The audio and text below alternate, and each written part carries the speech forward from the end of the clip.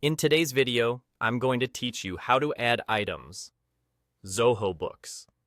Adding items the right way keeps your invoicing fast, your reporting accurate, and your team on the same page. We'll walk through the process from start to finish, with simple tips to help you choose the right details.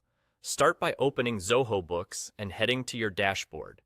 In the top right corner, look for the plus icon. This is your quick create menu for new records.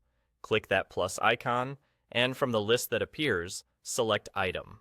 That opens the item form where you'll add all the essential information. Begin with the item type.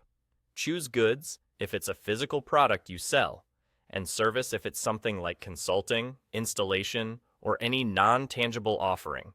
Picking the right type helps Zoho Books present the item correctly on documents and in your reports. Next, enter a clear, recognizable name. This is what your customers will see on invoices and estimates, so keep it simple and consistent. If your business uses codes, add an SKU. An SKU, or stock keeping unit, is a unique identifier that makes searching and reporting easier. Aim for a consistent format so your team can find items quickly. Add the unit of measure. This could be pieces, boxes, hours, or anything that fits how you sell or provide the item. Consistency here helps prevent mistakes on invoices and bills. Now, set the selling price, the amount you charge your customers. This will autofill on sales transactions, but you can always adjust it per invoice if needed. Then enter the cost price, the amount it costs you to acquire or deliver the item. Keeping the cost accurate helps you understand margins and profitability. Choose the appropriate accounts. For sales, select the income account that best represents this item, such as a general sales account or a specific category you use for reporting. For costs, map it to the relevant expense or cost of goods sold account, depending on how you track your expenses.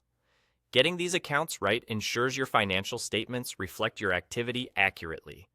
Take a moment to review everything: type, name, SKU, unit, selling price, cost price, and the accounts. When you're confident the details are correct, click Save. That's it. Your new item is now ready to use and will appear in item lists on invoices, estimates, and bills. You can always come back to edit or update pricing as things change. A quick tip before we wrap up: keep your naming and SKUs consistent and double-check prices to avoid accidental undercharging or overcharging. With that, you've successfully added an item in Zoho Books. Thanks for watching, and happy bookkeeping.